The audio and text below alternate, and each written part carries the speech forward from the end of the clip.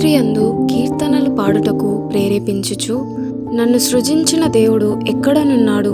యోబు గ్రంథము 35వ అధ్యాయము 10-11 వచనములు. నిద్ర కరువైన రాత్రి వేళల్లో బాధపడుతున్నావా? వేడెక్కిన దిండు మీద అటూ ఇటూ పొర్లాడుతూ తూర్పు తెలవారడం చూస్తున్నావా? దేవుని ఆత్మను అర్థించు. నీ తలపులన్నీ నీ సృష్టికర్త అయిన దేవుని మీద కేంద్రీకరించమని ప్రార్థించు. ఆ ఒంటరి గడియలన్నీ పాటలతో నిండుతాయని విశ్వసించు. నీ బ్రతుకులో ఎడబాటు రాత్రి కమ్ముకుందా? చాలా సందర్భాల్లో ఇలాంటి సమయంలోనే దేవుడు నిన్ను తనకి చేరువగా తీసుకుంటాడు. విలపించే వాళ్ళకి నచ్చజెపుతాడు.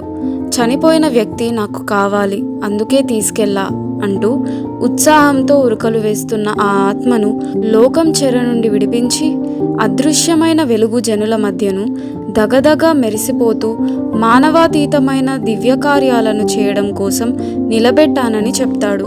ఈ విషయం ఎడబాటు దుఃఖాన్ని అనుభవిస్తున్న వాళ్ళకి అవగతమైతే అదే కదా విజయ గీతాలకు నాంది.